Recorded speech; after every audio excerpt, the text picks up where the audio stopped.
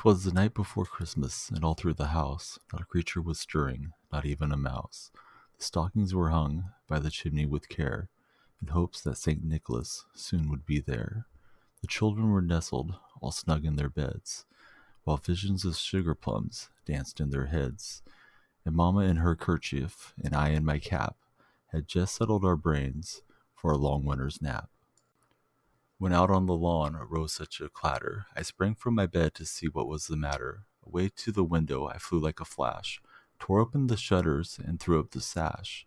The moon on the breast of the fallen new snow gave the luster of midday to the objects below, when what to my wondering eyes should appear but a miniature sleigh and 8 tiny reindeer.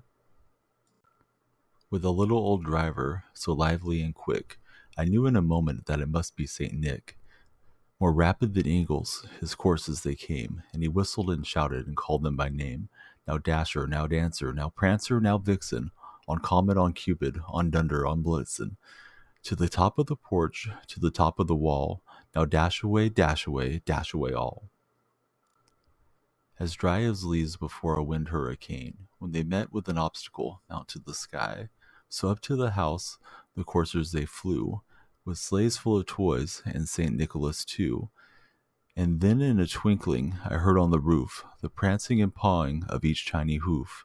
As I drew my head and was turning around, down the chimney St. Nicholas came with a bound. He was dressed in all fur from his head to his foot, and his clothes were all tarnished with ashes and soot. A bundle of toys he had flung on his back, and he looked like a peddler just opening his pack. His eyes how they twinkled, his dimples how merry, his cheeks were like roses, his nose like a cherry. His droll little mouth was drawn up in a bow, and the beard on his chin was as white as the snow. The stump of a pipe he held tight in his teeth, and the smoke it encircled his head like a wreath. He was chubby and plump, and a right jolly old elf, and I laughed when I saw him, in spite of myself. A wink of his eye and a twist of his head soon gave me to know I had nothing to dread. He spoke not a word, but went straight to his work, and filled all the stockings, then turned with a jerk, and laying his finger aside of his nose, and giving a nod, up the chimney he rose. He sprang to his sleigh, to his team gave a whistle, and away they all flew, like the down of a thistle.